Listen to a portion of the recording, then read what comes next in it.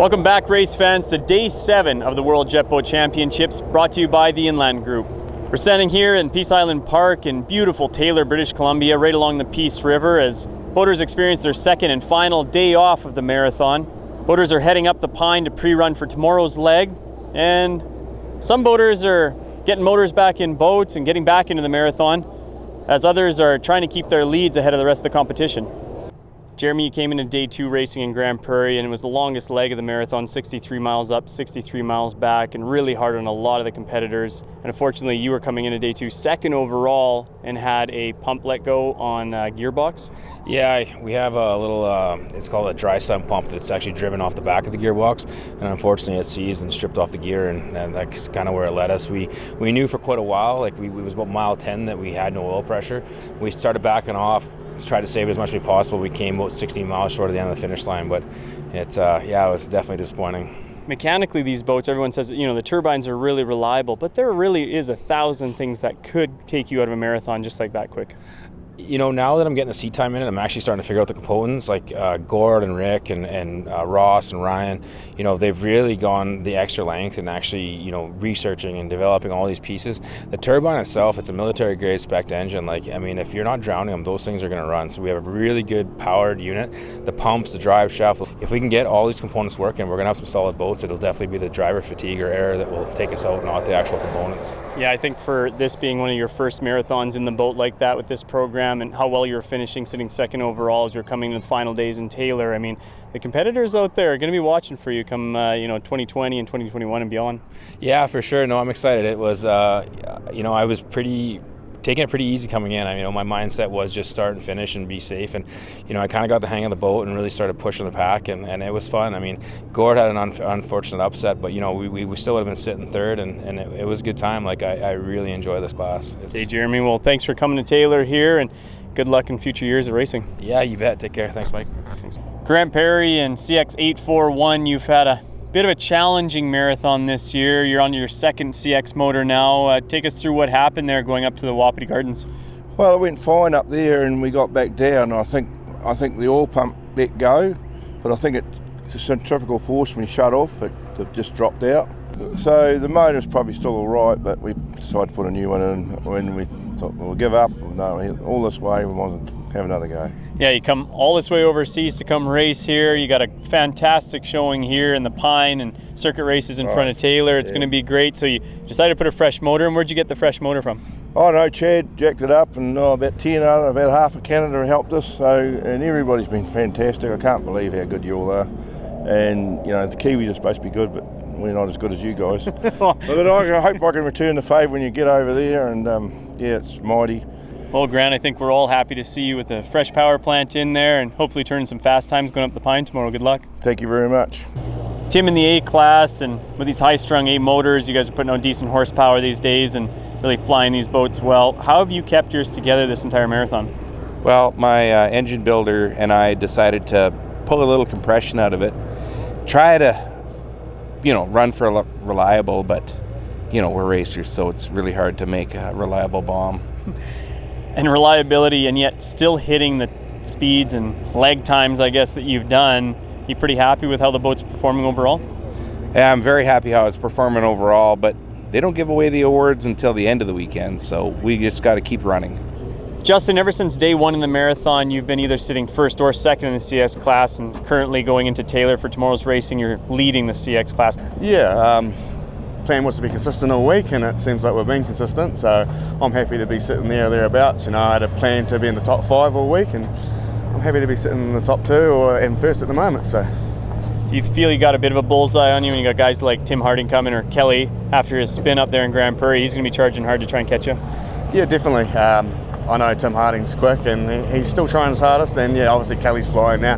He's got nothing to lose, so he's trying to make up that time, and it's not out of the woods for him. A couple of good runs and he'll be right on our ass again. So, Tim, you guys have been extremely fast in the CX class. You're currently sitting second going into racing in Taylor tomorrow. What happened here? You had a little bit of drama at the boat launch. Yeah, earlier we started a boat up here on the dock, and it fired right up, and we pushed it off the trailer, and the clutch went out in the starter, and it would not start, and we wrapped it around that pole down there, that bridge pillar. And put a dent in the side of the hull. Put a dent in the side of the hull, yeah. Lucky we didn't sink it. Is it going to affect your running tomorrow up the Pine, you think? Nope, we're going after it hard tomorrow. We're trying to find some more speed though. Tanner, yesterday and the day before were challenging days in Grand Prairie for a lot of boats, and especially your class, the FX, where everyone except for yourself had a DNF. How did you keep your boat together? Well, we just tried to drive it as much as we could. It was very windy for the smaller boats, and the navigator tried pushing me quite a bit through some of the rough stuff, and he realized that the boat was flying all over the place because of the strong winds, and we just did it together, worked together, and pulled through and finished the race. And we pre-ran it a couple times and took good notes. So what's in store for you here in the Pine? You guys went and pre-ran that today, and you're getting set for that tomorrow? It's we pre-ran it this morning. We're feeling confident. We raced here twice already. It's going to be a good leg. The water's fairly high, and going to try and make up some more time here if we can. Regan, you've had a great showing here in the 2019 World Marathon in your U-Spec boat. How have you been keeping it together here this marathon? It's mostly just luck, I guess. Lots of preparation. The boat's obviously, we've had it for a long time, so we've had the opportunity to wreck just about everything once already and figure out how to get it fixed up, so make it a little tougher, a little better.